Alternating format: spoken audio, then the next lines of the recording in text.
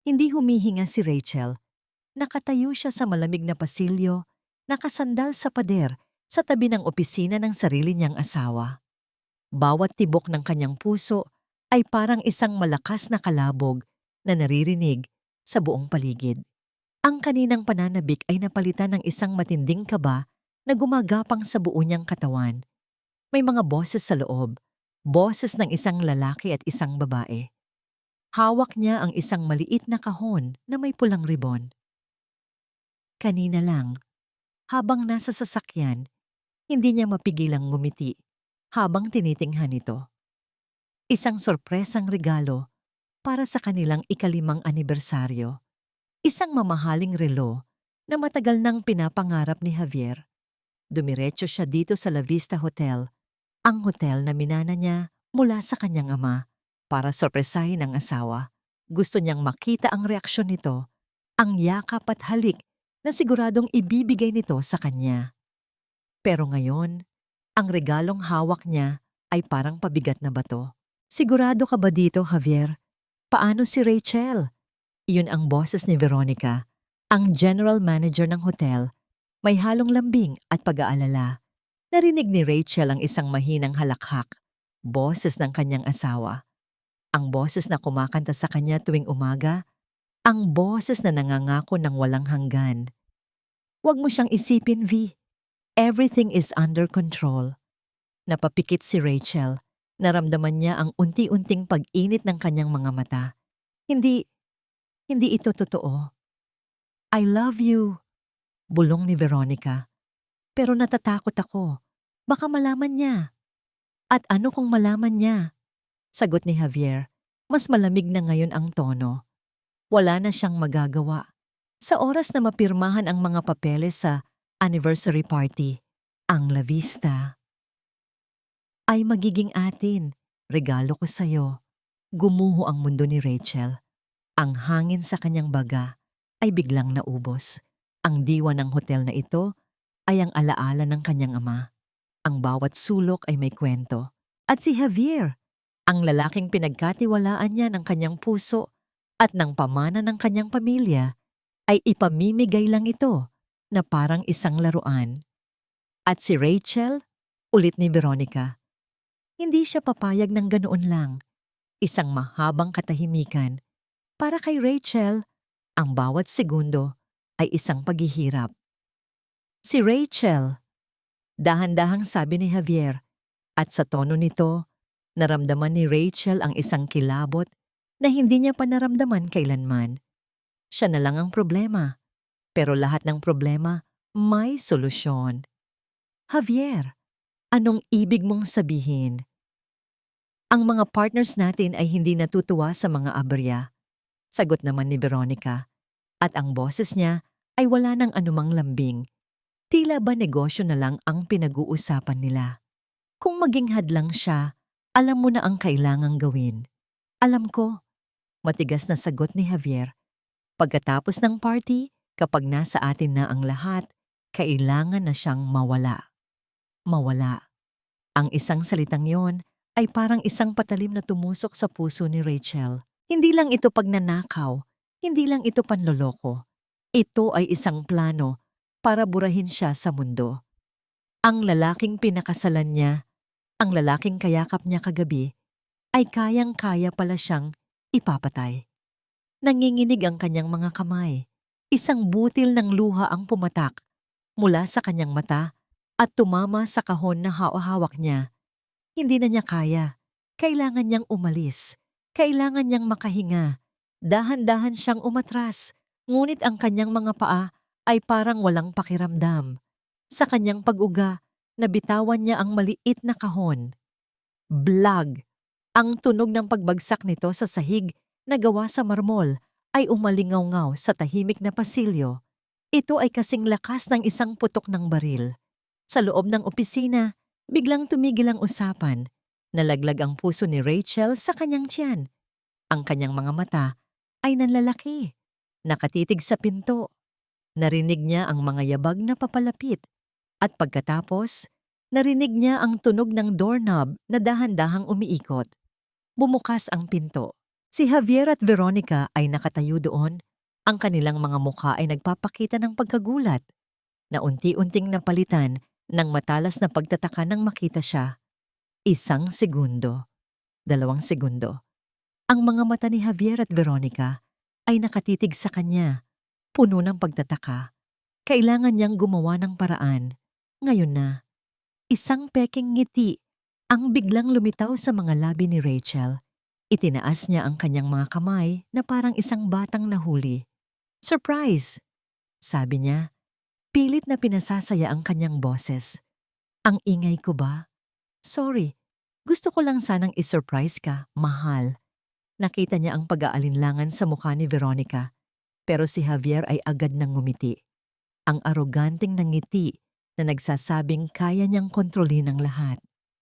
"Mahal," sabi ni Javier, lumapit at niyakap siya. Ang yakap ay malamig, parang isang yelo na dumampi sa kanyang likod. "Kanina ka pa ba dyan?" "Hindi, kararating ko lang talaga." Pagsisinungaling niya habang pinupulot ang nahulog na regalo. "Narinig ko lang na may kausap ka kaya naghintay ako. Happy anniversary." Inabot niya ang regalo. Kinuha ito ni Javier at binuksan. Nakita ni Rachel ang kislap sa mga mata nito nang makita ang relo. Isang kislap ng tunay na kasakiman. "Wow, mahal, this is perfect," sabi nito at hinalikan siya sa noo. "Salamat." Ang halik ay walang init, walang pagmamahal, parang isang obligasyon. "Mauna na ako sa inyo," sabi ni Veronica.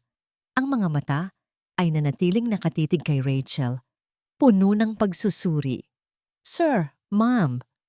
Tumango ito at umalis. "Uuwi na rin ako," sabi ni Rachel. Pilit na inaalis ang sarili sa yakap ni Javier. "Gusto ko lang ibigay yan. See you at home." Hindi na niya hinintay ang sagot nito. Mabilis siyang tumalikod at naglakad palayo. Bawat hakbang ay parang isang pagtakas. Naramdaman niya ang mga mata ni Javier sa kanyang likod hanggang sa lumiko siya sa pasilyo. Nang makasakay sa kanyang kotse, doon lang niya pinakawalan ang hiningang kanina pa niya pinipigilan. Nanginginig ang buo niyang katawan. Ang luhang kanina pa niya gustong ilabas ay malaya nang dumaloy sa kanyang mga pisngi. Ang biyahe pa uwi ay malabo. Ang tanging malinaw sa isip niya ay ang mga salita ni Javier. Kailangan na siyang mawala. Pagdating sa bahay, ang bahay na dati niyang tinuring na paraiso, ngunit ngayon ay parang isang hawla. Dumiretso siya sa kanilang banyo.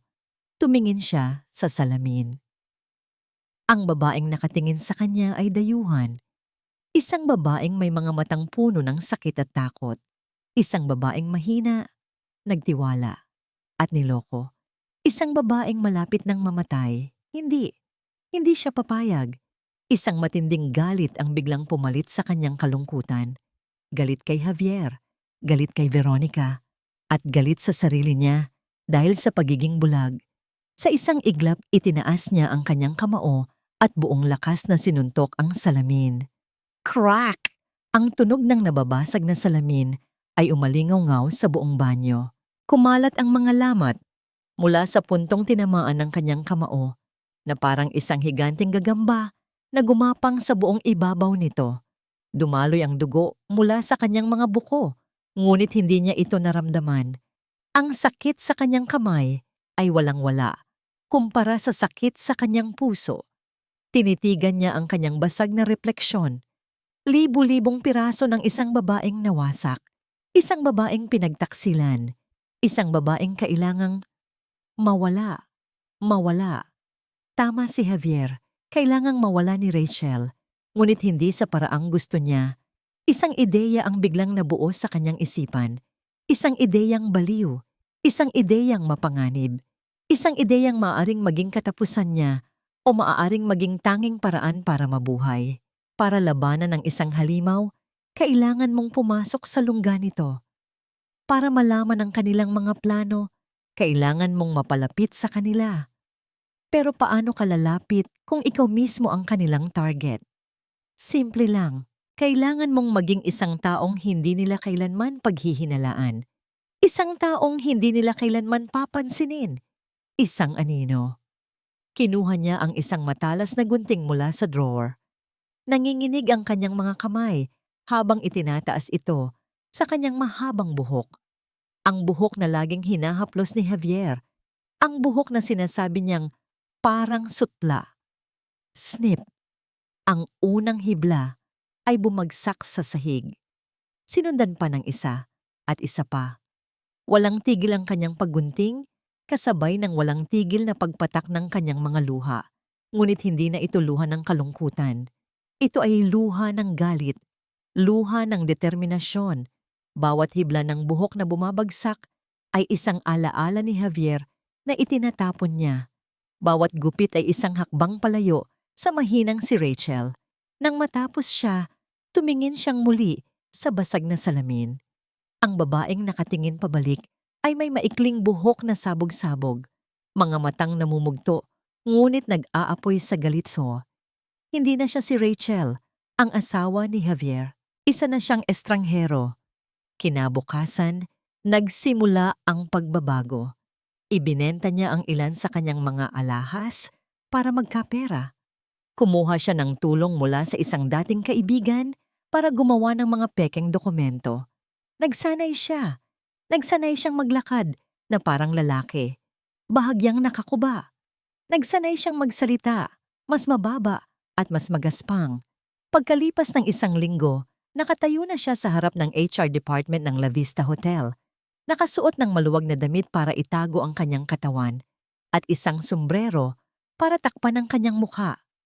Sa resume na hawak niya, ang pangalan ay Rico Santos. May experience ka ba? Tanong ng HR manager, halos hindi tumitingin sa kanya. Kahit anong trabaho po, ma'am. Masipag po ako, sagot ni Rico. Pilit na nilalakihan ang kanyang boses. Sige, kulang kami sa bellman. Magsimula ka bukas. Ganoon lang kadali. Ganoon lang siya naging invisible. Kinabukasan, suot ang uniforme ng bellman na maluwag sa kanya. Pumasok siya sa staff entrance ng sarili niyang hotel. Ang puso niya ay kumakabog sa takot at pananabik. Ito na ang simula. Isang lalaking may matikas na tindig at matalas na mga mata ang sumalubong sa kanya sa bell desk. Tiningnan siya nito mula ulo hanggang paa at bakas sa mukha nito ang hindi pagsang-ayon. Ikaw ba yung bago? Tanong ng lalaki. Ang boses ay malamig at walang emosyon. Tumango si Rico. Opo, sir. Ako si Barry ang head bellman. Pagpapakilala nito. At habang nandito ka, ako ang magiging bangungot mo. Welcome sa impyerno. Para kay Barry, ang La Vista Hotel ay hindi isang trabaho. Ito ay isang teritoryo. At sa teritoryo niya, may mga patakaran. Rule number 1, sabi ni Barry. Ang kanyang malamig na boses ay umalingaw-ngaw sa maliit na briefing room. Ang kanyang mga mata ay isa-isang tiningnan ang mga bellman na nakatayo sa harap niya. Ang La Vista ay hindi palengke. Bawal ang tsismis, bawal ang tamad at higit sa lahat, bawal ang tanga. Lahat sila ay nakatayo ng tuwid. Sanay na sa kanyang malamilitar na pamamalakad, maliban sa isa. Ang mga mata ni Barry ay huminto sa bagong salta. Si Rico Santos, napakaliit ng katawan nito, ang uniforme ay tila lumalangoy sa kanya. Mukhang matatangay ng malakas na hangin. Isang tingin pa lang, alam na ni Barry na hindi ito magtatagal. May isang bagay na hindi tama. Rule number 2, patuloy niya, habang nakatitig pa rin kay Rico. Ang customer ang laging tama. Kahit na mali sila, ngiti, tumango, mag-sorry, maliwanag? Opo, sir. Sabay-sabay nilang sagot. Pero ang mga mata ni Rico, doon nag-iba ang lahat. Habang ang katawan nito ay mukhang babagsak anumang oras, ang mga mata nito ay may kakaibang determinasyon. Isang apoy na hindi nababagay sa isang taong nag-a-apply para sa ganitong uri ng trabaho. At iyon ang unang nagtanim ng pagdududa sa isip ni Barry.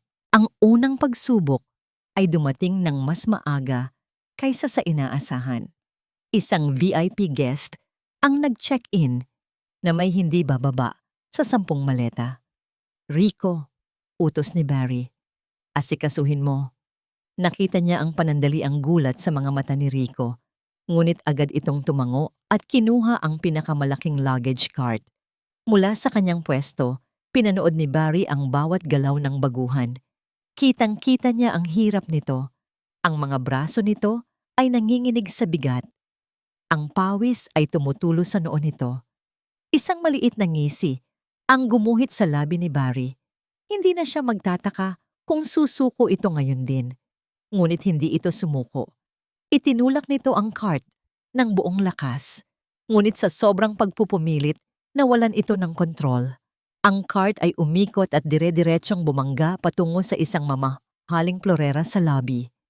Mabilis pa sa 4:00, kumilos si Barry.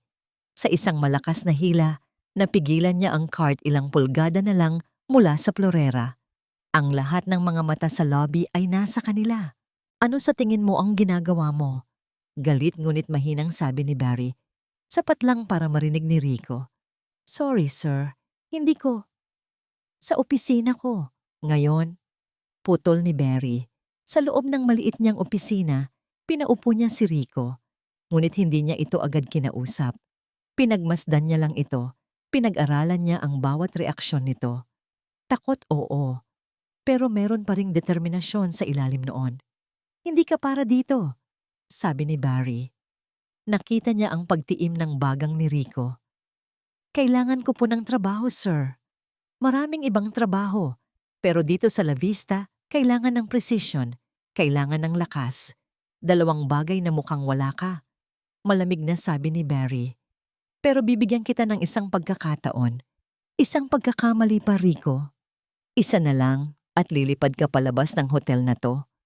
Tumango si Rico, hindi nagsasalita. Sa paglipas ng araw, mas lalong lumalim ang hinala ni Barry. May isang beses na inutusan niya si Rico na maghatid ng dokumento sa isang suite sa West Wing, isang lugar na bihira puntahan at nakakalito ang mga pasilyo. Inaasahan niyang maliligaw ito, ngunit napanood niya sa CCTV monitor kung paano nito tinahak ang isang service hallway. Isang shortcut na tanging mga datihang empleyado lang ang nakakaalam. Paano niya nalaman yon? Tanong ni Barry sa sarili. Ang hinala niya ay isang maliit na apoy na unti-unting lumalaki. Ang batang ito ay hindi lang isang simpleng probinsyano na naghahanap ng trabaho. Mayroon itong ibang motibo. Mayroon itong tinatago. Nang gabing iyon, nagpa siya si Barry na mag-overtime para tapusin ang ilang papeles. Habang ginagawa niya ang kanyang huling pag-iikot, isang anino sa dulo ng executive hallway ang nakakuha ng kanyang pansin. Ang hallway na yon ay tahimik at halos walang tao sa ganoong oras. At sa dulo niyon ay ang opisina ng CEO, ang opisina ni Javier. Dahan-dahan siyang naglakad. Ang kanyang mga sapatos ay hindi gumagawa ng ingay. Habang papalapit, nakilala niya ang anino, ang payat na katawan, ang maluwag na uniforme. Si Rico. Nakatayo ito sa tapat ng pinto ng opisina ni Javier. Nakayuko, tila sinusubukang makinig sa kung anuman ang nasa loob.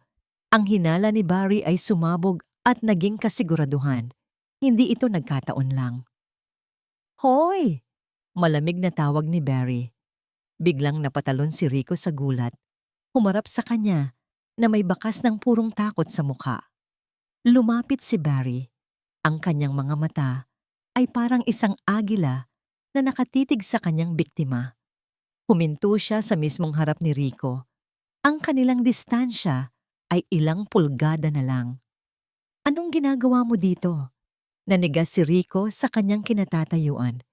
Ang boses ni Barry ay parang isang matalim na yelo na tumusok sa kanyang likod. Anong ginagawa mo dito? Ulit ni Barry. Ang kanyang mga mata ay hindi bumibitiw. Tila binabasa ang bawat kasinungalingan sa isip ni Rico. Naramdaman ni Rachel ang malamig na pawis sa kanyang likod. Ang kanyang puso ay gustong kumawala sa kanyang dibdib. Kailangan niya ng palusot. Isang magandang palusot. Sir, sabi niya, pilit na pinapakalma ang kanyang nanginginig na boses. Yung wallet ko po. Mukhang nahulog ko kanina nung nag-iikot ako. Baka sakaling nandito lang.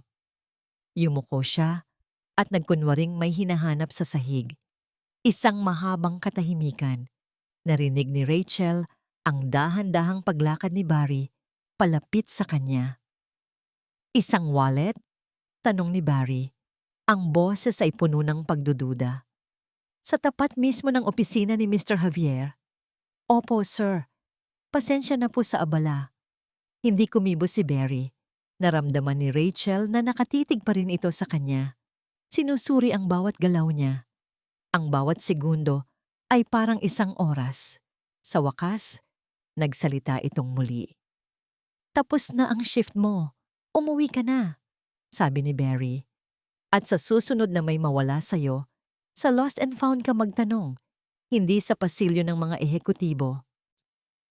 Hindi na hinintay ni Rachel ang isa pang salita. Opo, sir. Salamat po. Mabilis siyang tumalikod at halos takbuhin ang daan palabas.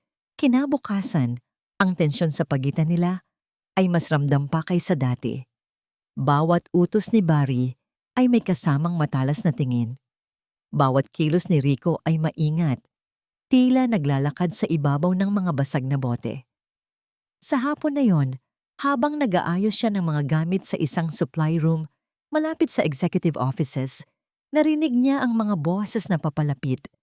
Agad niyang nakilala ang mga iyon. Si Javier at si Veronica. Walang oras para mag-isip. Mabilis na pumasok si Rachel sa loob ng madilim na supply closet.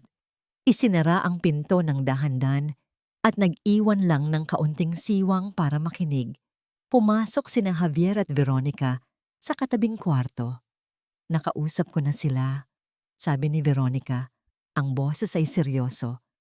Darating ang kargamento sa Biyernes ng gabi, kasabay ng anniversary party. Kargamento? Anong kargamento? Tanong ni Rachel sa sarili. Good, sagot ni Javier. Mas maganda yon. Magiging abala ang lahat sa party. Walang makakapansin. Siguraduhin mo lang na ang mga tauhan mo sa receiving area ay mapagkakatiwalaan. Ako na ang bahala doon, sagot ni Veronica. Ang mas inaalala ko ay ang asawa mo. Parang may kakaiba sa kanya mula noong huli siyang pumunta dito. Naramdaman ni Rachel na tumigil sa pagtibok ang kanyang puso. Huwag mo siyang problemahin, sabi ni Javier. Si Rachel ay mahina. Konting lambing lang, makakalimutan niya lahat. Ang kailangan nating pagtuunan ng pansin ay ang party. Pagkatapos noon, lahat ng ito ay magiging atin. Bigla, isang malakas na boses ang yumanig sa pasilyo. Rico, saan ka na naman nagpupunta? May VIP sa lobby, bilisan mo! Boses yun ni Barry. Ang lakas noon ay sapat na para marinig sa buong palapag. Sa loob ng kwarto, narinig ni Rachel na nagulat si Veronica. Sino yon? Mga bellman lang, sabi ni Javier. Tara na, marami pa tayong kailangang gawin. Narinig ni Rachel ang kanilang mga yabag na papalayo. Huminga siya ng malalim, pinipigilan ang panginginig ng kanyang tuhod. Iniligtas siya ni Barry. Kahit hindi nito alam, iniligtas siya nito. Dahan-dahan niyang binuksan ang pinto ng closet. Nakita niya si Barry sa dulo ng pasilyo, nakakunot ang noo. Anong ginagawa mo dyan sa loob? Tanong ni Barry, puno ng hinala. Nag-aayos lang po ng stocks, sir. Mabilis na sagot ni Rachel. Naglakad siya papalapit dito, nakayuko. Habang naglalakad siya palampas kay Barry, sandali siyang huminto at tumingin dito. Isang tingin lang. Isang tingin na puno ng pasasalamat na hindi niya masabi. Nakita niya ang pagkalito sa mukha ni Barry bago niya muling ibinalik ang kanyang malamig na ekspresyon.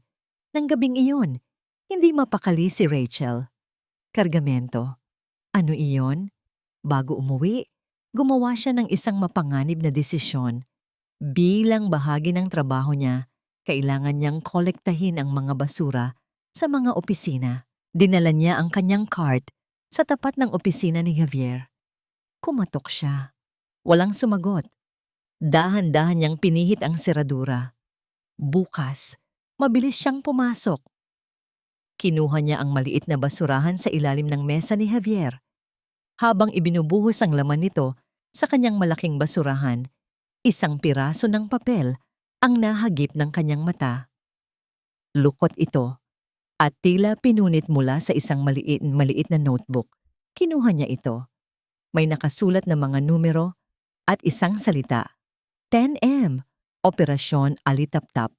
Ang piraso ng papel ay parang isang baga sa kamay ni Rachel. 10M, Operasyon Alitaptap. Ang mga salitang iyon ay paulit-ulit na umikot sa kanyang isipan habang siya ay nakaupo sa isang sulok ng isang maliit at halos walang taong coffee shop kinabukasan. Ilang minuto pa, isang lalaking nakasalamin at may dalang laptop ang umupo sa tapat niya. Si Leo. Isang matalik na kaibigan mula sa kolehiyo. Isang henyo sa computer na may utang na loob sa pamilya ni Rachel. Siya lang ang tanging taong mapagkakatiwalaan niya ngayon. Rico, di ba? Sabi ni Leo, bahagyang natawa sa itsura niya. Grabe Rachel, kung hindi mo ako tinawagan, hindi kita makikilala. Wala tayong oras, Leo. Sabi ni Rachel, ang kanyang boses ay mahina at apurado. Kailangan ko ng tulong mo. Inilabas niya ang lukot na papel at inilagay sa mesa. Ano sa tingin mo ito? Kinuha ito ni Leo. Tiningnan niya ang sulat kamay, ang mga numero. Tam, 10 milyon. Operasyon Alitaptap, parang code name. Kinuha niya ang kanyang laptop at nagsimulang mag-type. Saan mo to nakuha? Sa opisina ni Javier. Kumunot ang noo ni Leo habang mabilis na gumagalaw ang kanyang mga daliri sa keyboard. Ang tanging maririnig sa kanilang sulok ay ang tunog ng pag-type. Si Rachel naman ay hindi mapakali. Bawat segundo na lumilipas ay parang isang karayom na tumutusok sa kanya. Pagkalipas ng ilang minuto, biglang huminto si Leo. Tumingin siya kay Rachel. Ang kanyang mukha ay seryoso. Seryosong seryoso. Rachel, sigurado ka ba na gusto mong malaman to? Sabihin mo na, Leo. Please, huminga ng malalim si Leo. Ang Operasyon Alitaptap ay hindi lang basta code name. Ito ang signature ng isang kilalang sindikato. Mga loan shark, mga mangingikil. Pero ang pangunahing linya nila ay money laundering. Nanlamig ang mga kamay ni Rachel. Money laundering? Paano? Simple lang ang sistema nila, paliwanag ni Leo. Nagpapasok sila ng maruming pera sa isang lehitimong negosyo tulad ng isang hotel. Maglalabas sila ng mga peking resibo, mga invoice para sa mga serbisyong hindi naman nangyari o mga supply na sobrang laki ng patong. Papalabasin nilang ginastos ng hotel ang pera, pero sa katotohanan, bumabalik lang ito sa kanila na malinis na.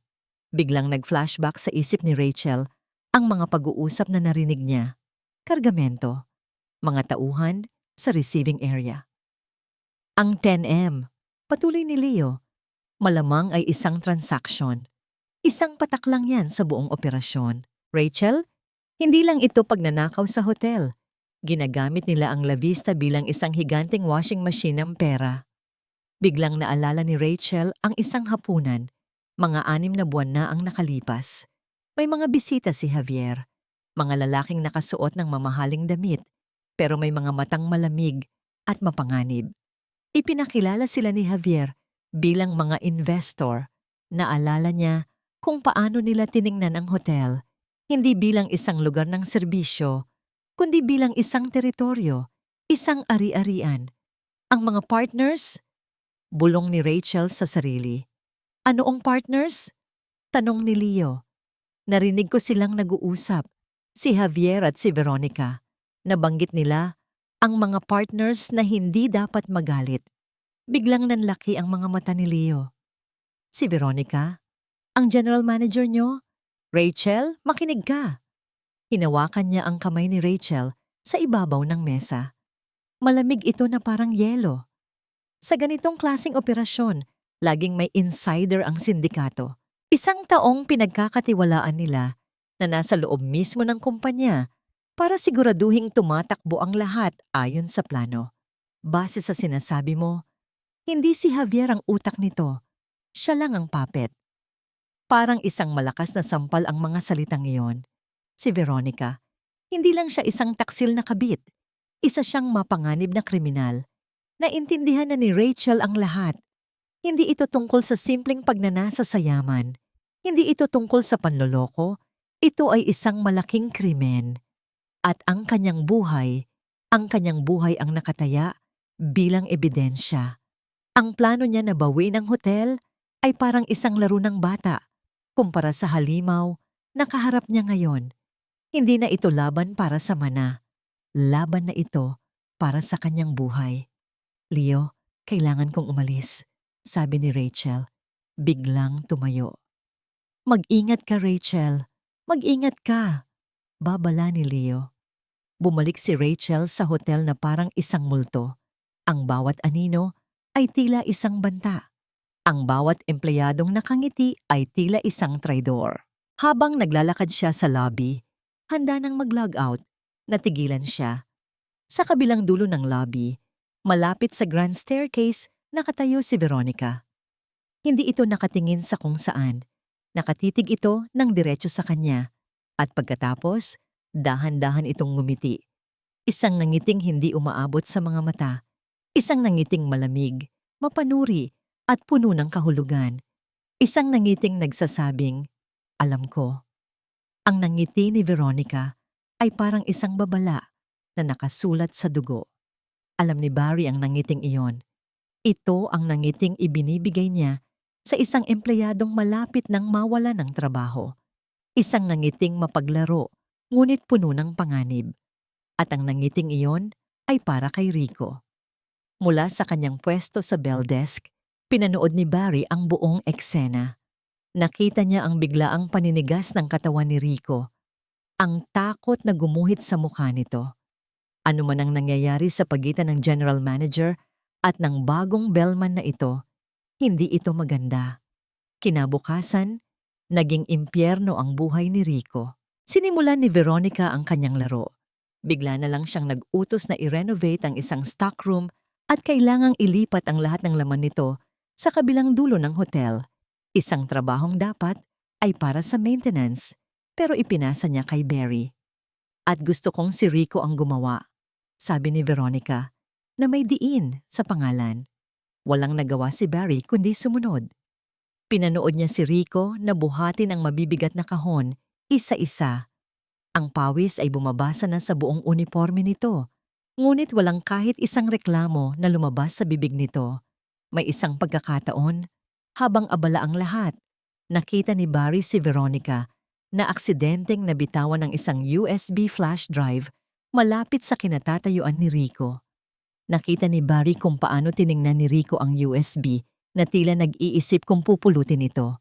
Bago pa man makakilos si Rico, mabilis na lumapit si Barry. Tinapakan niya ang USB.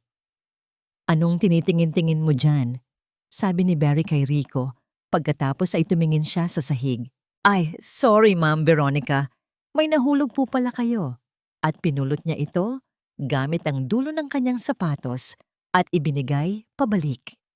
Nakita ni Barry ang inis sa mga mata ni Veronica bago ito ngumiti ng peke at umalis. Hinarap niya si Rico. Huwag kang pupulot ng kahit anong hindi sayo, sabi niya. Ang boses ay isang babala. Ang pinakamasama ay nangyari ng hapon na iyon. Inutusan ni Veronica si Rico na kumuha ng mga lumang file sa pinakasulok na basement stockroom. Isang lugar na madilim, maalinsangan, at halos hindi na ginagamit. Naramdaman ni Barry na may mali. Sinundan niya ito, nag-iingat na hindi mapansin. Nakita niyang pumasok si Rico sa stockroom. Pagkalipas ng ilang sandali, isang janitor na hindi pamilyar kay Barry ang sumunod at isinara ang mabigat na pinto. Narinig niya ang tunog ng paglock nito mula sa labas. Isang bitag. Hindi na nag-isip si Barry. Mabilis siyang lumapit. Hoy! Anong ginagawa mo? Sigaw niya sa janitor. Nagulat ang lalaki. Uutos lang po, sir. Buksan mo iyan. Ngayon din, utos ni Barry, ang boses ay puno ng awtoridad. Nanginginig na binuksan ng janitor ang pinto at mabilis na tumakbo palayo. Pumasok si Barry sa madilim na kwarto. Rico? Mula sa isang sulok, nakita niya si Rico na nakaupo sa sahig. Yakap ang mga tuhod. Sa liwanag na nagmumula sa hallway, nakita ni Barry ang panginginig ng katawan nito. Okay ka lang? Tanong niya. Lumuhod sa harap nito. Hindi sumagot si Rico. Nag-angat lang ito ng tingin. At sa sandaling iyon, sa dilim ng basement, nakita ni Barry ang isang bagay sa mga mata nito na hindi niya pa nakikita dati. Purong takot. Halika na, tumayo ka, sabi ni Barry. Mas malumanay na ngayon ang boses. Pero sa pagtayo ni Rico, bigla itong natumba. Mabilis siyang sinalo ni Barry. Ang katawan ni Rico ay bumagsak sa kanyang mga braso. At sa sandaling iyon, naramdaman ni Barry ang isang bagay na kakaiba. Ang katawan na hawak niya ay masyadong malambot para sa isang lalaki. Ang balat na dumampi sa kanyang kamay ay makinis at meron siyang naamoy. Isang napakahinang amoy ng vanilla, isang pabango na pamilyar sa kanya pero hindi niya matukoy kung saan niya naamoy. Biglang naitulak siya ni Rico palayo na tila natauhan. Salamat, sir. Ano ba talaga ang nangyayari sa'yo? Tanong ni Barry. Hindi na napigilan ang sarili. Bakit kanila pinag-iinitan? Anong ginawa mo? Wala po, sir. Wala. Mabilis na sagot ni Rico, umiiwas ng tingin. Huwag mo akong gawing tanga, sabi ni Barry. Mapapahamak ka. Kung ano man ang binabalak mo, itigil mo na. Hindi sumagot si Rico. Tumalikod lang ito at nagsimulang maglakad palabas. Ngunit sa pagtalikod nito, may isang bagay na kumislap at nahulog mula sa buhok nito. Malapit sa kanyang kwelyo. Napakaliit nito kaya halos hindi mapansin. Yumuko si Barry at pinulot ito. Isang maliit, kulay pilak na hair clip. Simple lang ito. Ngunit may disenyo ng isang maliit na bulaklak. Isang bagay na hinding-hindi isusuot ng isang lalaki. Tinitigan niya ang hair clip sa kanyang palad. Pagkatapos ay tiningnan niya ang papalayong figura ni Rico. Ang mga piraso ng palaisipan sa kanyang isip ay nagsimulang magkabit-kabit. Ang mahinang pangangatawan, ang pamilyar na amoy, ang mga matang puno ng emosyon. At ngayon, ito. Isang malamig na katotohanan ang unti-unting nabuo sa kanyang isipan. Itinago niya ang hair clip sa kanyang bulsa. Ang kanyang hinala ay meron ng pangalan at ang pangalang iyon ay imposible. Pero paano kung totoo?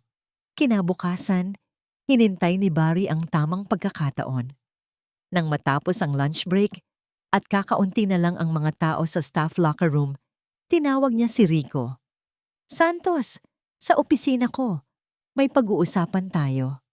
Ang bawat hakbang ni Rachel papunta sa maliit na opisina ni Barry ay parang isang marcha patungo sa kanyang kamatayan. Alam niya, ito na yon.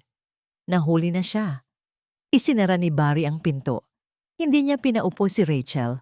Sa halip, humarap siya dito. Ang kanyang muka ay seryoso. Walang mababakas na anumang emosyon. Dahan-dahan, inilabas niya ang kanyang kamay mula sa kanyang bulsa at binuksan ang kanyang palad.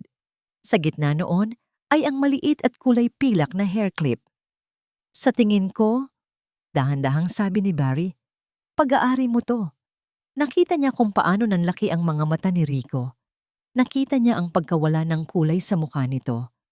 Walang salitang lumabas sa bibig nito, ngunit ang katahimikan ay isang pag-amin. Hindi ko alam kung sino ka talaga. Patuloy ni Barry. Ang kanyang mga mata ay matalim na nakatitig. Pero alam kong hindi ka si Rico Santos. At alam kong ang ginagawa mo dito ay magpapapatay sa'yo. Napayuko si Rachel. Tapos na ang laro. Aalis na ako, sabi niya. Ang boses ay mahina at talunan. Huwag kang mag-alala. Hindi na ako babalik. Hindi. Mabilis na sagot ni Barry. Nag-angat ng tingin si Rachel. Naguguluhan. Hindi ka aalis, sabi ni Barry. Sasabihin mo sa akin ang totoo. Ngayon na. Isang mahabang katahimikan ang namagitan sa kanila. Tinitigan ni Rachel si Barry. Nakita niya ang sinseridad sa mga mata nito. Nakita niya ang pag-aalala. Sa loob ng maraming linggo, mag-isa niyang pasan ang lahat. Ngayon, sa harap ng lalaking ito na kinaiinisan niya noong una, naramdaman niya ang isang biglaang pagnanais na magtiwala. Huminga siya ng malalim. Hindi niya sinabi ang buong katotohanan, masyadong mapanganib. Ngunit sinabi niya ang isang bahagi nito. Si Javier, may ginagawa siyang illegal sa hotel. Simula niya. Pagnanakaw, pandaraya. Sinusubukan kong maghanap ng ebidensya para pigilan siya. Para protektahan ang La Vista. Hindi nagulat si Barry. Tumangulang ito na tila inaasahan na ang sagot. Alam ko. Matagal ko nang nararamdaman. Bakit? Tanong ni Rachel. Bakit mo ako tinutulungan? Sumandal si Barry sa kanyang mesa. Ang kanyang mga mata ay lumayo. Tila may tinitingnan sa nakaraan. Dahil ang hotel na to, sabi niya, ang boses ay biglang naging malungkot. Ay utang na loob ko sa isang tao. At doon, ikinuwento ni Barry ang tungkol sa kanyang ama. Si Antonio Reyes, ang dating head chef ng La Vista, ang kanang kamay ng yumaong ama ni Rachel. Ikinuwento niya kung paano sila naging matalik na magkaibigan, kung paano nila binuo ang reputasyon ng hotel. At ikinuwento niya kung paano ito biglang nagwakas. Isang gabi, nawala ang libro ng mga recipe ng tatay ko. Sabi ni Barry, mga sikretong recipe na siya lang at ang may-ari ang nakakaalam. Kinabukasan, lumitaw ang mga resepeng iyon sa isang katabing restaurant. Pinalabas ng management noon na ninakaw ng tatay ko ang sarili niyang mga gawa at ipinagbenta. Tinanggal siya sa trabaho. Nawalan siya ng dignidad. Hindi ko yan alam, bulong ni Rachel. Siyempre hindi, sabi ni Barry. Bata ka pa noon, at ang tatay mo nasa ibang bansa para sa isang business trip. Pagbalik niya, tapos na ang lahat. Ang tatay ko hindi na nakabangon. Namatay siyang dala-dala ang kahihiyan. Tumingin si Barry kay Rachel, at ngayon, nakita niya ang sakit sa mga mata nito. Nandito ako para linisin ang pangalan niya, para malaman kung sino ang tunay na nag-frame sa kanya. At sa mga nakaraang taon, nakita ko kung paano unti-unting sinisira ni Javier at Veronica ang lahat ng pinaghirapan ng mga tatay natin, ang integridad, ang dangal. Kaya nang makita kita, alam kong pareho tayo ng ipinaglalaban. Hindi na napigilan ni Rachel ang isang butil ng luha. Sa unang pagkakataon, naramdaman niyang hindi siya nag-iisa. Kaya sabihin mo sa akin, sabi ni Barry, ano ang kailangan mo? Ang ebidensya, sagot ni Rachel. Ang tunay na mga libro. Sigurado akong may itinatago silang totoong ledger ng mga transaksyon. Biglang tumayo si Barry. May alam akong lugar. Isang lumang opisina sa likod ng accounting. Bihirang gamitin. Pero ang pinto noon ay may silent alarm na direktang konektado sa security office ni Veronica. Paano tayo makakapasok? May paraan, sabi ni Barry. At sa unang pagkakataon, isang maliit na nangiti ang sumilay sa kanyang mga labi. Pero kailangan nating gawin ito bago ang anniversary party. Kailangan nating makuha ang mga yon bago mahuli ang lahat. Tumango si Rachel. Ang kanyang puso ay puno ng bagong pag-asa. Inilahad ni Barry ang kanyang kamay. Barry Reyes. Tinanggap ito ni Rachel. Hinawakan niya ang kamay nito. Isang kamay na magaspang ngunit matatag. Rico, sabi niya. Ngumiti si Barry. Sige Rico, magplano tayo. Ang Grand Ballroom ng La Vista Hotel ay kumikinang sa ilaw, pinalamutian ng mga bulaklak at kristal, sumasabay sa tugtog ng string quartet. Ang mga piling bisita ay nakasuot ng kanilang pinakamagandang kasuotan, umiinom ng mamahaling champagne, at hindi nila alam na sila ay saksi sa isang kasaysayan ng pagtataksil at paghihiganti. Si Javier, nakatayo sa entablado sa tabi ng isang malaking banner na may nakasulat na 50th Anniversary of La Vista Hotel, ay nagbigay ng kanyang paunang salita. Ang kanyang ngiti ay perpekto, ang kanyang boses ay puno ng kumpiyansa. Sa kanyang isipan, tapos na ang lahat. Si Rachel ay isang nakaraan, ang La Vista ay kanyang-kanya na. Ngunit sa ilalim ng entablado, sa isang madilim na sulok ng backstage, may dalawang anino na gumagapang.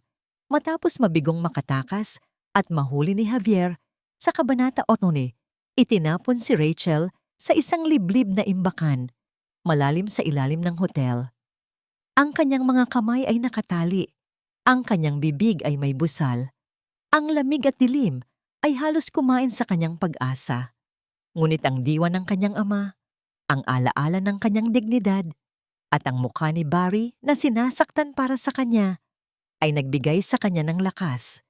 Ginamit niya ang isang matalim na gilid ng sirang estante para putulin ang lubid sa kanyang kamay. Ang kanyang mga kamay ay sugatan, ngunit malaya siya. Samantala, sa labas, matapos hampasin at iwanang bugbog sarado sa opisina, nagising si Barry. Ang bawat buto sa kanyang katawan ay masakit.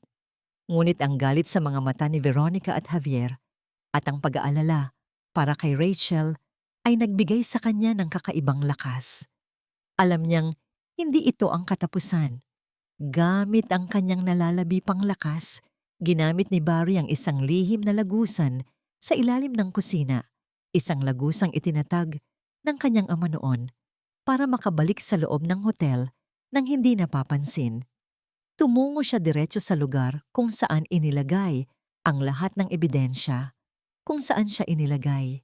Nang makita nila ang isa't isa sa likod ng entablado, isang mabilis na tingin ang nagkonekta sa kanilang dalawa. Walang salita, ngunit puno ng pag-unawa.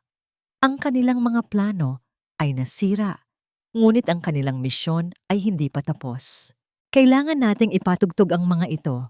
Bulong ni Rachel, ipinapakita ang isang maliit na USB na mabilis niyang nakuha mula sa isang drawer sa opisina ni Javier kanina, habang abala ang lahat sa paghuli kay Barry. Naglalaman ito ng mga audio recording at digital files ng mga transaction. Tumango si Barry. Alam niya kung saan. Ang control room ng projector at sound system ng ballroom. Napakalaking karangalan na makasama ko kayong lahat ngayong gabi. Sabi ni Javier, ang boses ay umalingaw-ngaw sa buong ballroom. 50 taon ng pagiging excellence, 50 taon ng pamana. Habang nagsasalita si Javier, dahan-dahan silang gumagapang sa ilalim ng entablado, papunta sa control room. Bawat sigungo ay mahalaga, bawat hakbang ay mapanganib. At ngayon, sabi ni Javier, inangat ang kanyang baso ng champagne. Nais kong itaas ang baso para sa bagong simula ng La Vista Hotel, isang bagong simula sa ilalim ng bagong pamumuno. Click! Sa control room, mabilis na isinaksak ni Barry ang USB. Ang mga daliri ni Rachel ay mabilis na nag-type sa keyboard. Biglang, sa gitna ng talumpati ni Javier, nagkaroon ng blip sa sound system. Tumigil ang tugtog. Nawala ang ilaw sa entablado. Isang malaking gasp ang lumabas mula sa mga bisita. Anong nangyayari? Bulong ni Javier naguguluhan. Veronica, anong gulo ito? Ngunit bago pa man makasagot si Veronica, ang malaking screen sa likod ng entablado na kanina ay nagpapakita ng logo ng La Vista ay biglang nagpakita ng mga numero, mga komplikadong chart, mga pangalan ng mga shell companies, mga detalye ng malalaking transaksyon na hindi tumutugma sa anumang legal na kita ng hotel. Pagkatapos, narinig nila ang mga boses. Ang mga partners natin ay hindi natutuwa sa mga aberya. Boses ni Veronica. Pagkatapos ng party, kapag nasa atin na ang lahat, kailangan na siyang mawala. Boses ni Javier. Ang mga bisita ay nagsimulang magbulungan. Ang ilang mga mukha ay nagpakita ng gulat, ang iba ay galit. Si Javier ay namutla, ang kanyang mga mata ay nanlalaki, hindi makapaniwala sa nakikita. Hindi! Sigaw ni Javier, pinilit abutin ang screen na tila kaya niyang patayin ang katotohanan. Huwag kayong maniwala, photoshopped yan, isang paninira. Sa sandaling iyon, dahan-dahan, sa gitna ng gulo isang figura ang lumabas mula sa anino, sa gilid ng entablado. Isang figura na nakasuot pa rin ng maruming uniforme ng bellman. Ngunit sa kanyang paglalakad, meron itong kakaibang dignidad. Dahan-dahan niyang inalis ang suot na sombrero. Bumagsak ang gupit niyang buhok sa kanyang balikat. At pagkatapos, dahan-dahan niyang pinunit ang maluwag na uniforme. Inihayag ang masinop na damit na nasa loob. Isang simpleng puting bestida. Marumi, ngunit elegante. Ang bawat isa sa ballroom ay nagulat. Ngunit ang pinakagulat sa lahat ay si Javier. Javier, sabi ni Rachel. Ang kanyang boses ay malinaw, matatag, at punong-puno ng galit na matagal niyang kinimkim. Ang kanyang mga mata ay nanlilisik. Hindi na isang takot na Rachel, kundi isang mandirigma. Naaalala mo ba ako? Isang matalas na gasp ang narinig mula sa mga bisita. Rachel? Bulong ni Javier, parang nakakita ng multo. Oo, Javier, sabi ni Rachel, habang ang mga imahe at boses sa screen ay patuloy na nagpapahirap sa kanyang asawa. Hindi ako nawala. Nagsisimula pa lang ako. Nang makita ang lahat, ang mukha ni Javier ay namutla. Nawala ang kanyang kumpiyansa, napalitan ng purong galit at desperasyon. Ang lahat ng pinaghirapan niya ay gumuho sa isang iglap. Sa isang iglap, kinuha ni Javier ang isang matalim na kutsilyo sa tabi ng cake na nasa isang maliit na mesa sa entablado. Walang makakakuha sa la vista na to. Sigaw niya. At sa isang mabilis na galaw, hinila niya si Rachel at inilagay ang kutsilyo sa leeg nito. Lahat kayo, huwag gagalaw. Kung hindi, mamamatay siya. Ang ballroom ay nabalutan ng katahimikan. Ang tunog lang ng alarm at ang malakas na tibok ng puso ni Rachel ang maririnig. Ang matalim na gilid ng kutsilyo ni Javier ay dumadampi sa kanyang leeg. Bawat hininga niya ay may panganib. Ang mga bisita ay nakatitig sa kanila, punong-puno ng takot. Bitiwan mo siya, Javier!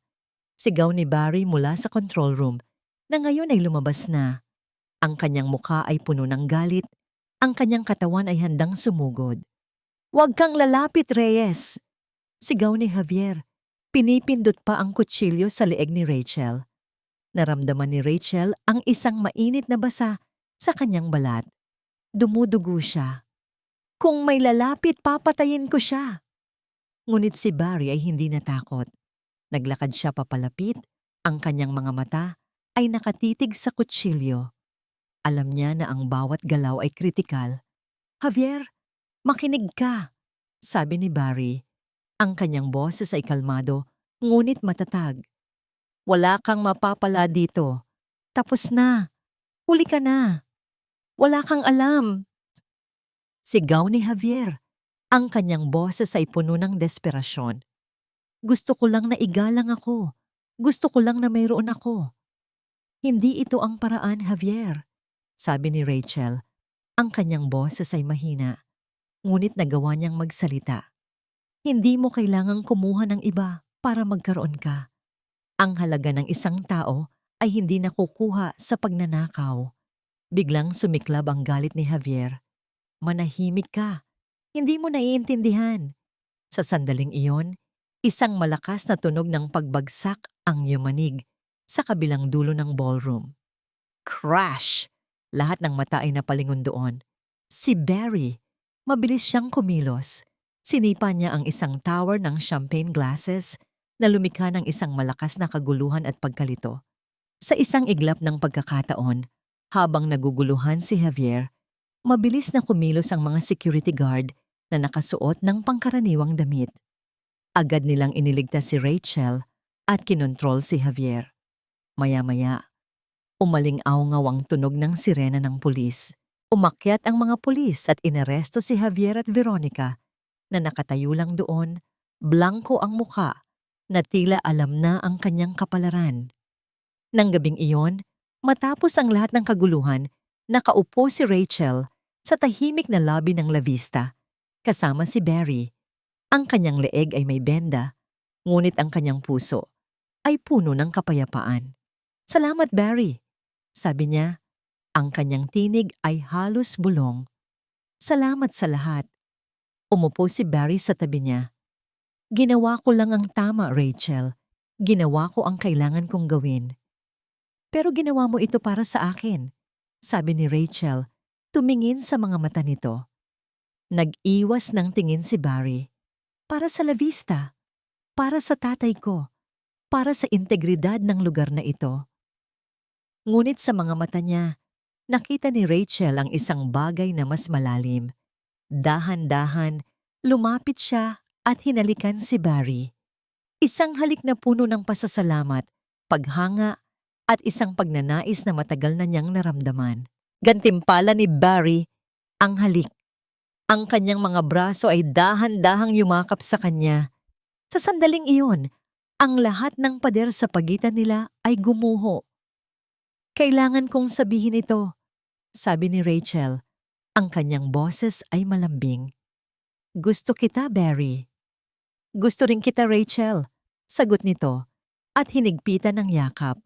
Nang gabing iyon, natulog si Rachel nang may kapayapaan sa unang pagkakataon sa loob ng mahabang panahon. Ang kanyang La Vista ay ligtas, ang kanyang pagkatao ay buo, at mayroon siyang bagong pag-asa. Kinabukasan, nagising siya, ngunit ang katabi niya ay wala. May nakita siyang sobre sa bedside table. Sulat kamay ni Barry. Mabilis niyang binuksan. "Rachel, alam kong masakit ito, pero kailangan kong umalis. Hindi ako nabibilang sa mundo mo. Ikaw ang may-ari ng isang malaking hotel. Ikaw ang anak ng isang respetadong pamilya. Ako ay isang head bellman lang. Ang mundong ito, ang yaman at ang pamilya mo, ay hindi para sa akin. Hindi ko kayang maging isang hadlang sa kinabukasan mo. Huwag mo akong hanapin. Sana mahanap mo ang taong karapat-dapat sa'yo. Yung taong kaya kang panindigan sa mundong ito. Salamat sa lahat. Salamat sa pagpapaalala sa akin na may pag-asa pa rin." Barry, naramdaman ni Rachel ang pagdami ng kanyang luha. Ngunit ngayon, hindi na ito luha ng kalungkutan. Ito ay luha ng determinasyon. Tumingin siya sa bintana. Sa naglalakihang gusali ng La Vista, hindi na siya isang mahinang babaeng naghihintay na iligtas. Hindi na siya isang may-ari na umaasa sa iba. Siya na ngayon ang nagpapasya. Kinuha niya ang kanyang telepono. Pakihanap si Barry Reyes. Utos niya sa kanyang personal assistant. Ang kanyang boses ay malinaw at